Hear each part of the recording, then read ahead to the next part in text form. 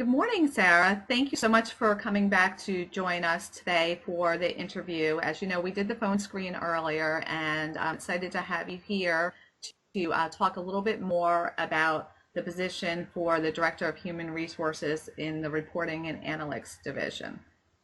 Thank you for having me, Kathy.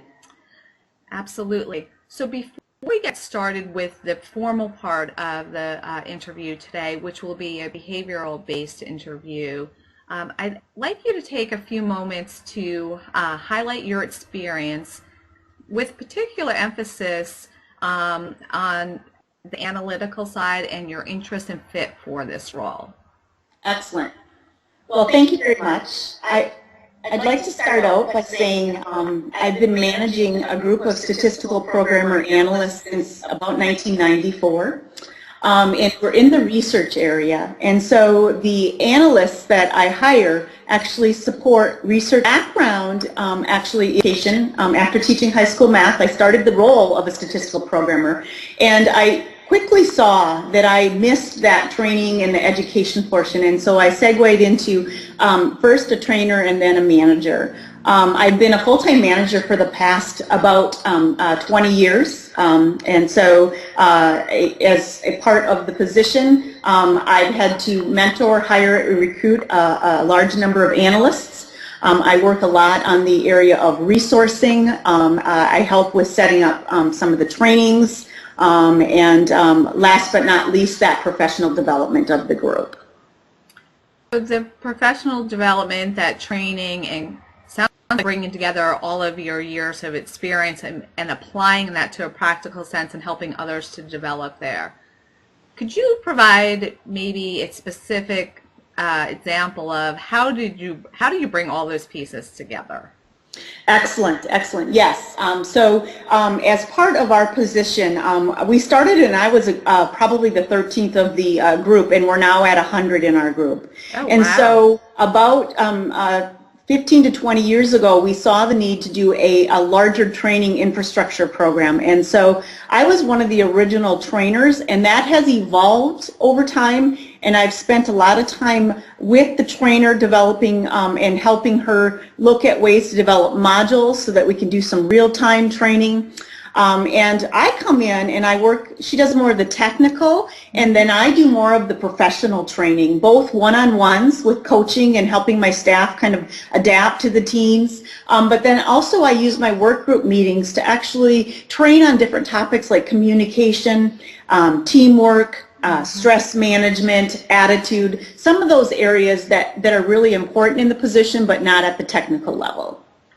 That's great. I love how you take the technical piece, which is critical for the role, but then apply those, what people often refer to as those softer skills, so that they can be, stronger individuals when working together in teams and be able to communicate more broadly. That's a great example. Thank you. So often is thought about in technical type positions is that there's a routine or standardized way of performing the role. But sometimes we need to break out of that standardized routine. Could you provide an example of when you were successfully able to develop or implement a new approach, and how did that work out for you?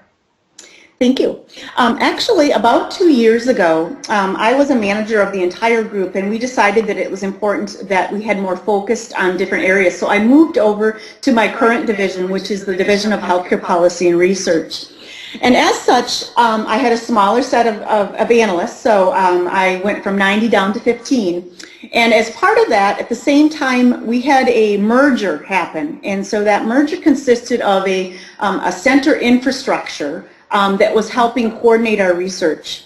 And we initially had people fully aligned with the program within that center, and we saw immediately that workload fluctuation was significant. So I implemented one-on-one check-ins monthly, and we were seeing this fluctuation. We were also seeing that the level of complexity in projects were so varying that what we decided, or what I proposed and that we're currently doing and have been for the last 6 months, is not aligning 100%. So we have individuals aligned 50% within a program, and then the other 50% we say, okay, what are your skills? what are your areas of expertise, and then we try to step back and say, as projects come in that need those, then we use them in more of an ad hoc capacity. And with two main goals is to hopefully level out the workload, but also give individuals a chance to be challenged in their areas of expertise.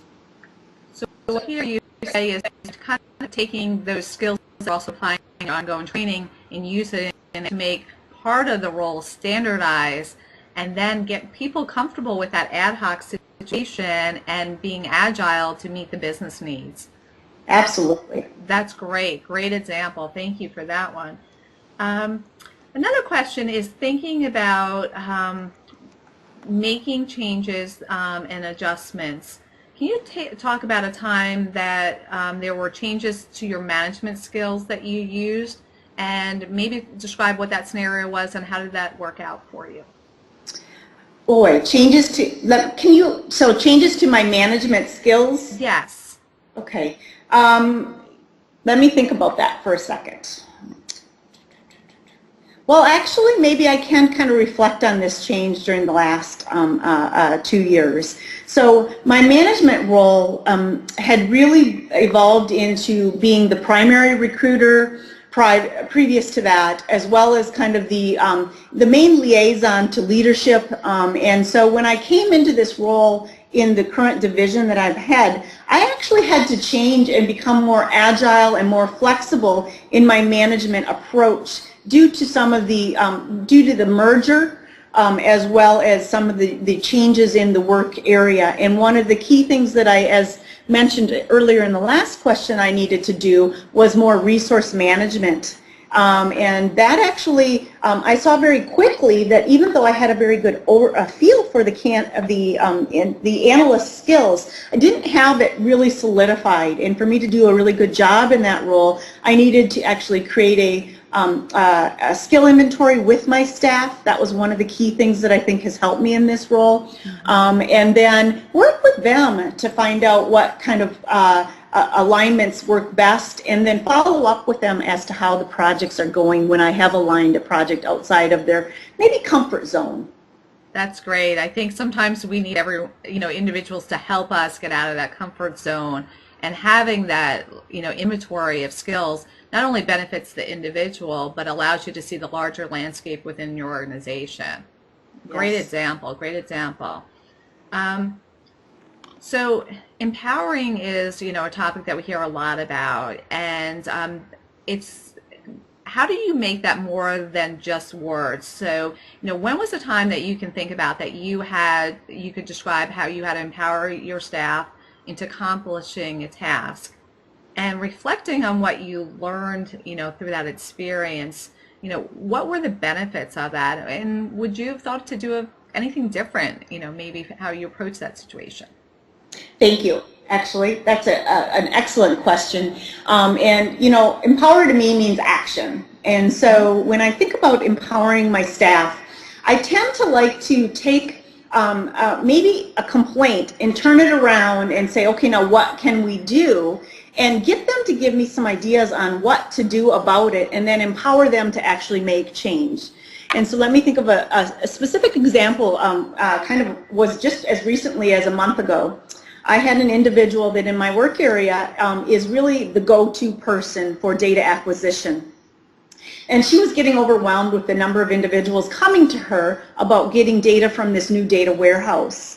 And so she really kind of came to me with more, I don't know if she was looking for me to say, here, I'll give you more time for that or what, but I asked a lot of questions, and I said, well, tell me a little bit more. And very quickly, she had some great ideas, and those ideas were to actually create a module to introduce them to the new data warehouse. What is it about? What data is out there? And then one of the areas, one of the data sources within that data warehouse that we use a lot, actually coming and putting another module together that it actually is code scripts that could be shared with staff.